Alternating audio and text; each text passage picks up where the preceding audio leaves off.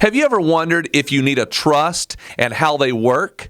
Well, by the end of this video, you will gain clarity for your personal retirement plan and have action items to secure your retirement. To learn more about securing your retirement and all the different elements you need to know, subscribe to our channel and hit the bell to be notified when we post a video every Monday. We have helped hundreds of our clients gain clarity and get on the path to a comfortable and happy retirement. Now it's your turn. Let's dive in. Welcome, everyone, to our Monday interview podcast. We try our best on these Mondays to bring out information that can help you plan for and live through retirement on a lot of different topics. And today is a topic that we get asked about all the time. Merce and I are always having folks ask questions around estate planning. And so we have brought back on, we've had him on once before, back on our estate planning attorney that we feel is just an expert in this field, Chess Griffin. So Chess, thank you so much for coming on and talking with us and answering some of these what could be very complicated questions. Yeah, well, thanks for having me on again, Radon and Merz. It's always a real pleasure to be here. Great. So we're just going to jump right in. Our topic today that we ask you to come on and answer questions for us and our listeners is all around this idea of trust. And I'm not talking about trusting an individual. I'm talking about the document that we would have an estate planning document that is called a trust. Yep. And so we get that question all the time. People ask us, they'll say, hey guys, do you think that I need a trust? Well, Merce and I are not attorneys. And so we give the best answer we can. We don't know. And here's some reasons you might have as to why you might do it, but you need to go talk to somebody who is an attorney and could give you the better answer. So to get us started, could you give us just kind of, first of all, the overview of what is a trust? And I guess we might make some comparisons in there if you want, like the difference between a trust and a will, but could you give us a picture there? Sure. Yeah, well, a trust is, I like to describe it as a relationship between three people. The person who sets it up, the person who it's intended to benefit, and the person who takes care of the situation. That's the grantor, the beneficiary, and the trustee. Let me give a simple example of what a trust is. If I see my brother one day and give him $20 and say, look, I'd like for you to hold this $20 and give it to my son the next day at the basketball game, that's a trust. That really is a trust. I'm the grantor. I'm the one who set it up. My brother's the trustee. He's holding the $20, and my son is the beneficiary. North Carolina law, like I think most states, recognize oral trusts. So it doesn't even actually have to be in writing. But of course, in estate planning, there's a lot more to it. There's a lot more reasons to set up a trust, a lot more details. So we do put it in writing. And that is typically a revocable trust document. But essentially a trust is a way to allow someone else to hold assets for yet another person, often a child or some other family member. Gotcha. So, when we're talking about estate planning documents, and we talked about this in the previous podcast that you were on with us, one of our first ones, and we talked about absolutely required documents in your opinion, which was kind of the will, the power of attorney, the living will, things like that the majority are going to need those. There may be some few exceptions to those three documents, but the majority should have those in place. The trust, though, it's kind of, you may need it, you may not. It just depends on your specific situation. So can you just tell us, a few reasons as to why someone could start considering a trust in their overall estate plan? Sure. And you're right, Merz. It's those other three documents I would say are really essential for just about everybody, but the trust is more optional. And so to answer your question, the most common scenarios I see of when a trust might be helpful is when people say something like this to me. Well, we want everything to go to each other and then our kids, but fill in the blank. We want everything to go to the kids, but they're too young. Or we want everything to go to the kids, but one of them has got a serious drug problem and we don't want them to just get their inheritance because it will be spent on drugs. Or maybe one of the children is special needs and we don't want to disqualify them from Medicaid or Social Security disability. Or maybe people are concerned about their kids' marriages and they're worried about their adult children getting a divorce and the inheritance being part of that divorce. All of those are sort of variations of the same theme, which is to say, these are my final beneficiaries, the children, let's say, but we're not quite comfortable with just giving everything to them outright, like a will can do, and a lot of people do just stop at a will. A lot of people say, I've got grown kids, they're all mature, they're doing well, we got no concerns of any kind. Let's just keep it simple and let everything go to the kids. But when people have some other variation of that, like they're young or immature, or there's concerns about creditors or divorce, that's when a trust can really come in handy. It can kind of protect that inheritance and not just give them the keys of the kingdom right away, but set it up so someone else, the trustee, can manage it over time and let the kids get it later. Yeah, I think that, I always question whether or not I needed a trust, but then, all of a sudden life changed. And for me, what that was is a divorce. Yeah. And all of a sudden now, and I had at the time a 9-year-old and a 12-year-old. And it was kind of like, well, how does everything get administered? Prior, you kind of leave things to your wife. And then now you're going, well, no, I don't want to do it that way now. So having it go into a trust and then having trustees administer that for my young children made just so much sense to me to let it be kind of that no pressure off if I were to be remarried and no pressure on anybody as to make those decisions. We had kind of already done it ahead of time. Right. And that's a really great point, Radon. And that's another classic example of a trust is second marriages. I have a lot of clients who are in second marriages, and maybe the two spouses have some joint assets, but also some separate assets. And maybe they have separate children, from their prior marriages. And a lot of times those folks will say, well, if I die, I want to take care of my second spouse in some way, but I also want to make sure that what I have ultimately goes back to my kids and their assets can go to their kids. That's fine. Well, a trust is really the way to do that, because if you just leave everything outright to the new spouse, hopefully they'll take care of your kids, but maybe not. So a trust is a way to kind of extend the estate plan beyond death and make sure that it does what you ultimately want. Yeah. So could you tell us then, explain what are the different types of trust? And I know that I'm not asking for an all-inclusive list, but our main types of trust. Sure. So the most common type of trust we set up are what are called revocable living trusts. So it would be a fourth document after the first three that MERS mentioned a couple of minutes ago. It would be an additional document. And it's essentially, it's intended to provide, for the most part, these protections that we've been talking about for kids and spouses and all of that. So sort of the revocable living trust is kind of like the bread and butter. The benefit of revocable living trust is so when we say a living trust, it means a trust that's in existence now, when the person signs the document, as opposed to a testamentary trust, which is a trust within a will, which doesn't exist until the will is probated after the person dies. The benefit of the living trust is some people choose to put assets in the trust ahead of time while they're still living, to avoid probate. And that's a different topic that we can get back to in a minute. But so the revocable living trust is probably the most common type that we do. Some people do these testamentary trusts within a will that I mentioned a moment ago. I don't think they're as flexible. I tend to not prefer them. Sometimes they can be all right, but there's not a lot. There's nothing that they can do that a living trust can't do, but a living trust can do a whole lot more. So those are the most common. Sometimes people also set up irrevocable trusts, perhaps to hold life insurance. Sometimes people set up irrevocable charitable trusts if they want to make a big gift to a charity, but also want to receive some income back or something like that.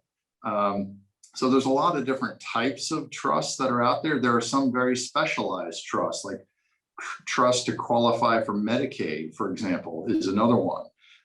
A special needs trust for a disabled person.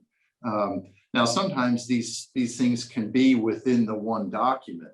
So it doesn't necessarily mean you have separate documents. You can have one living trust that accomplishes a lot of these different things all at once. But those are the most common types of trust. The revocable living trust is sort of the standard type of document we implement. Gotcha. And so you mentioned a key term there, which, us being in the business, we're pretty familiar with, but what some of our listeners have heard the word probate, but really don't understand what that is. And so could you give us an idea, just a quick explanation of probate is and why, it's always nice to be able to avoid that. And a trust does that in a lot of different ways, but why would you ever want to avoid probate? Sure. And to sort of answer that, let me compare a trust to a will, because some people might say, well, what's the difference there? I don't understand the distinction. Well, the will deals with transferring assets at death. And that process of transferring assets at death is called probate. So if someone has a house and they die, the house goes through the probate process to the heirs. And so that's why sometimes people who do not have young children or any of these other scenarios might say, I'm perfectly fine with everything going through probate and going to the kids and just let them have it and keep the estate plan simple. But sometimes people might say, well, I don't know if I really want this asset to go through the probate process because I'm concerned about the fees, or I'm concerned about how long it will take to make that transfer happen. So in those cases, some people set up a living trust to go ahead and transfer the asset into the trust now to avoid that probate process. But there's a lot of sort of nuances to all that, and it's hard to make a blanket statement to avoid probate in all cases. I meet with people and discuss the pros and cons. There are some disadvantages to trying to avoid probate, believe it or not. So we kind of talk that through to see if it makes sense in any particular case. So I told you earlier, or I opened up in this particular podcast talking about the fact that Merce and I get the question all the time, should I get a trust? And you went through a nice list of some reasons why a person might need a trust. But if somebody's just trying to think that through, I guess we might take the case on the other side, however you would rather explain it. But what are some reasons why you would say, yeah, you probably don't need a trust? That would not probably make sense for us to spend the money or whatever the time to create that trust. Right. Yeah. Well, that's a great question. And in fact, truly, this morning I met with a new client, a married couple, and they thought they wanted to do a trust, and we talked it out, and we decided not to do it. It really wasn't necessary. And there are a classic example as to why a trust may not be necessary.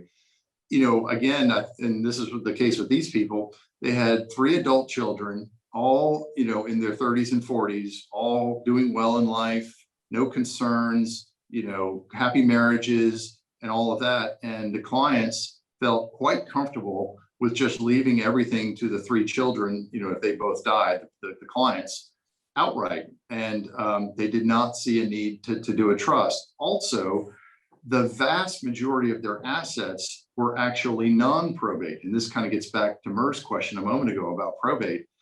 I said in that answer that probate deals with transferring assets, but as you all know, there's a lot of assets that transfer already outside probate. Usually retirement accounts is the big example.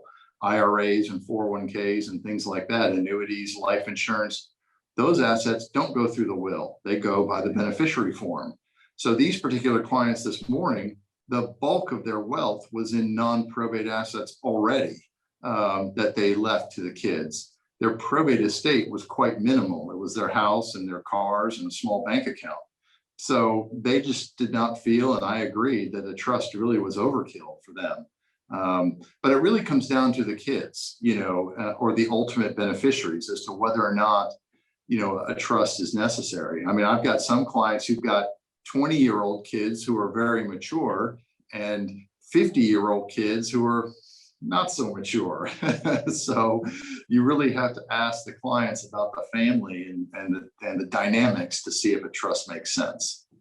Right. Yeah. And it's not as simple, and correct me if I'm wrong, it's not as simple as just coming up with the idea of drawing up the trust. So getting the document made and then naming the beneficiary or multiple beneficiaries. There's one key component in there as well, which is the person who's going to carry out your wishes after you have passed. And that's a trustee, hence the name. You've entrusted them to carry out the document that you've come up with. And I mean, I'm sure you have plenty of stories, but I mean, that's a big thing to think about as well. Who is going to do that, and who's going to honor what you've come up with on this document?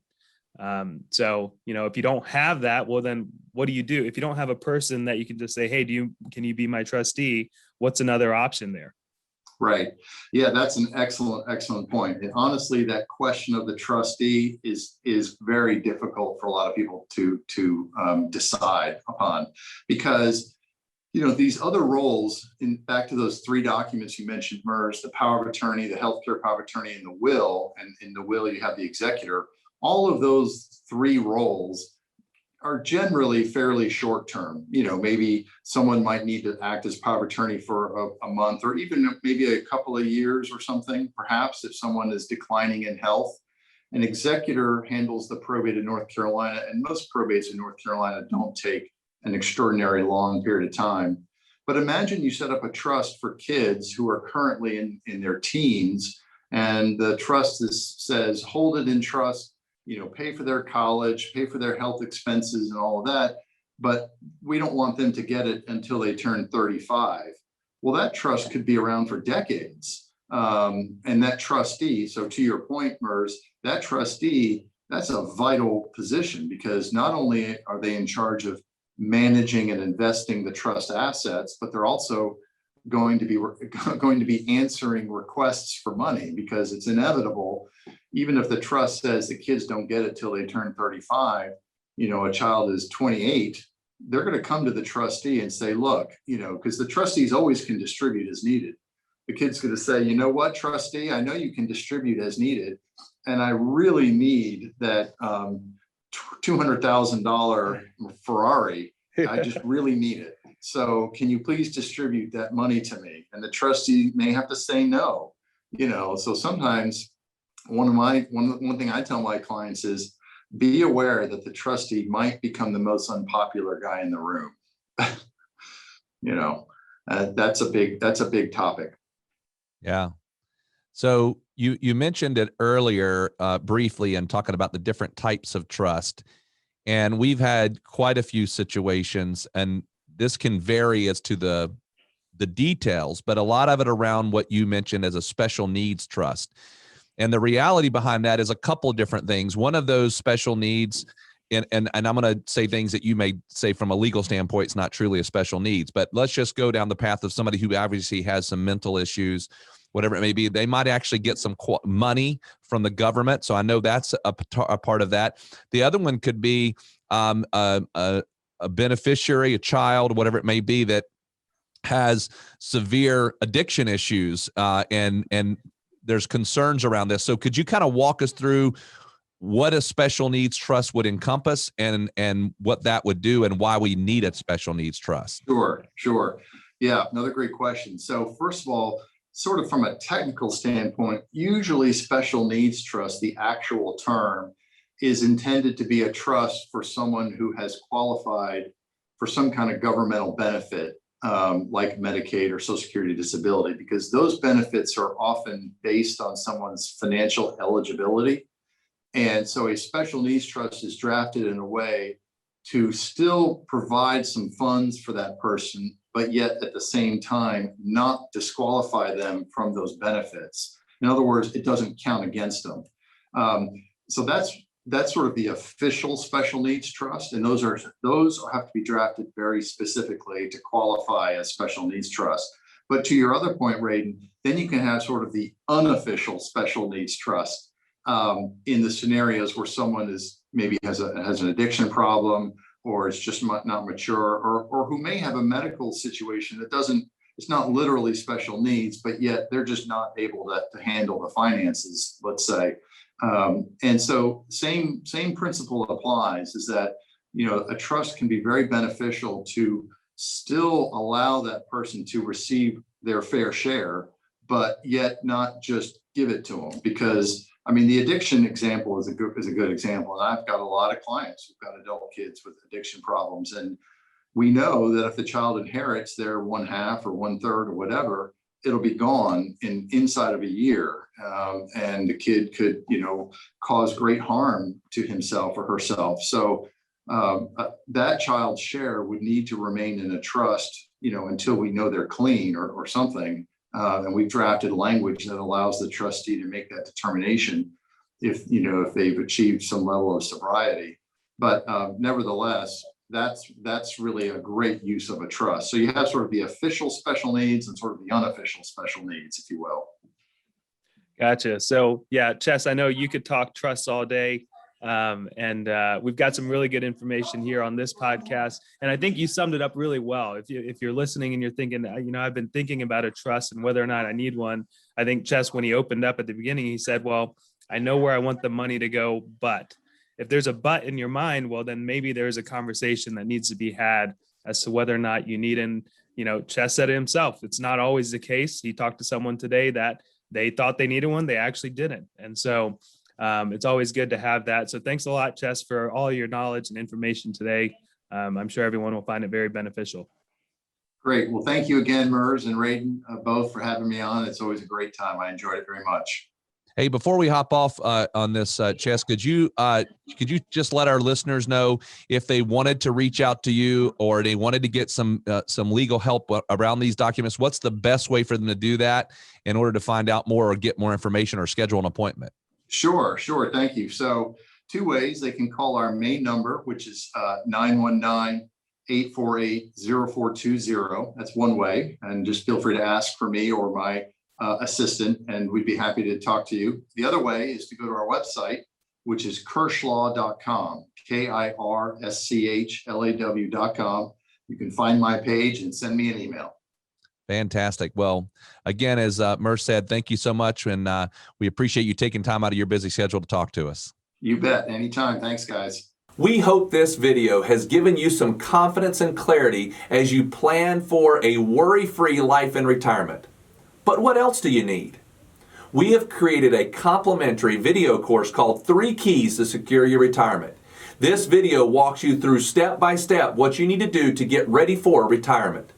You can also check out our podcast called Secure Your Retirement. You can subscribe below.